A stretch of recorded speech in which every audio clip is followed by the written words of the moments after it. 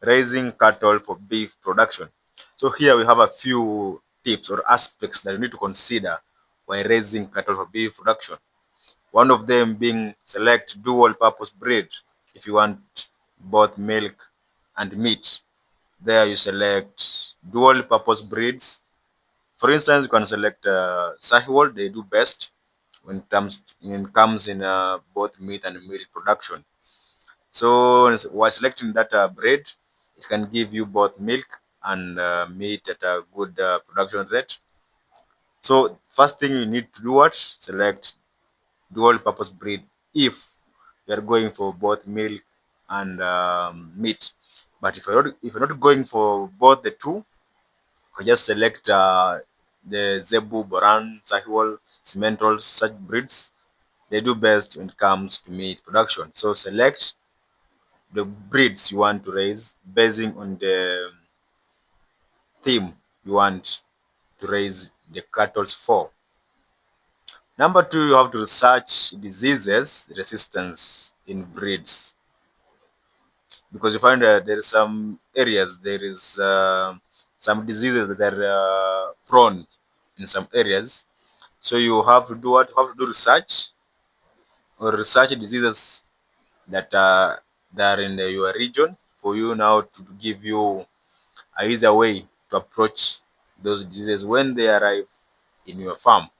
So do research on the diseases in your regions for easy management.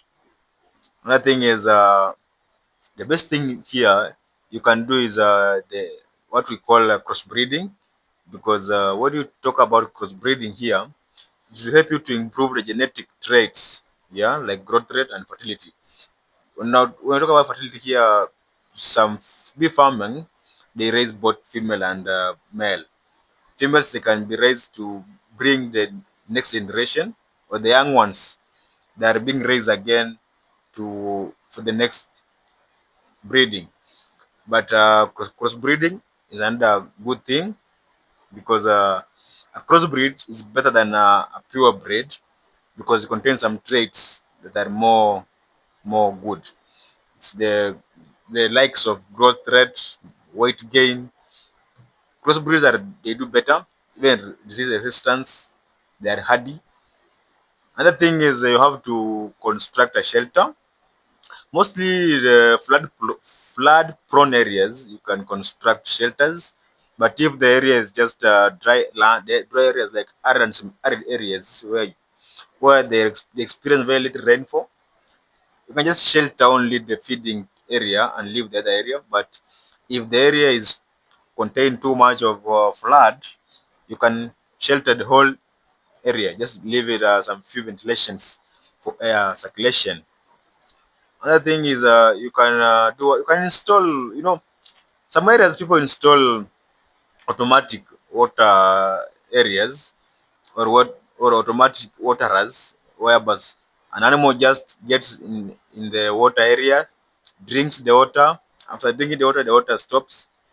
This helps to control mostly FMD, foot and mouth disease, but it's more expensive to install and also to maintain, and like just constructing a water trap where a group of 50, 100 cattle can come there and drink water. Okay, the automatic waterers, they sound good, but they are expensive to install. Other thing, you can grow your own fodder, by the way, grow your own fodder like alfalfa, maize. This reduces feed cost. Mostly alfalfa dairy sector is mostly used. They should mostly use alfalfa because of this high protein content. Because when you compare the protein content in alfalfa and maize, you find in alfalfa it is a bit higher, not a bit higher, it's higher like maize, because maize ranges from 12% to 14%. But for just local design, you can just grow maize. The essence here just to do what? Reduce the feed cost. Another thing is that provide enough feed banks to minimize competition among cattle. When I talk about that, here I mean that provide enough feeding. troughs in a simple way, because you can't have 20 bulls in one pen and you have only 4 feeding troughs. There you'll be creating too much of fighting in that pen. So you have to do what? Create enough space where you'll be providing food. For instance, I think on average, I can say 1 meter per cow. So if you have 20 bulls, you need to have 20 meters area of feeding trough. So now giving each animal 1 meter each. At least 18 to 20 meters can do well in a group of 20 bulls. Yeah, this reduces what? Reduces the competition among cattle. Another thing is avoid sudden change in diet to prevent digestive upsets. We'll talk about that. Assuming you are feeding your cattle on a certain feed, yeah, maybe you are feeding alfalfa only, the silage from alfalfa or hay from alfalfa. You want to change it to maize silage or dysmodium, wheat.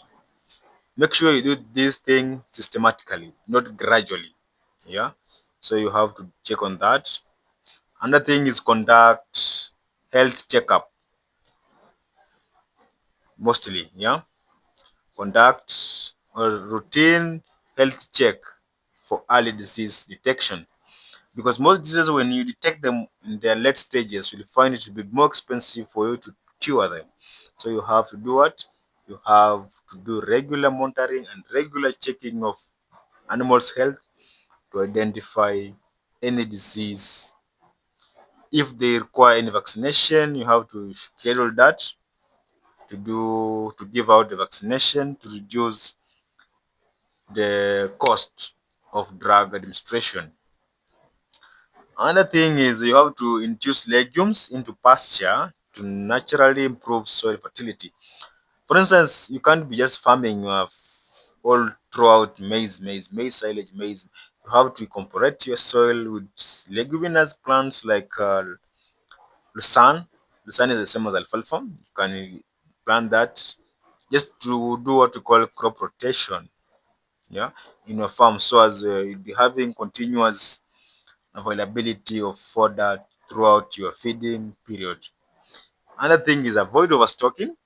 This mostly affects people. You can overstock. You can stock high animals or too many bulls during the drought area, but the problem of feed arises. So you find yourself getting into big problem. Lastly, you have to do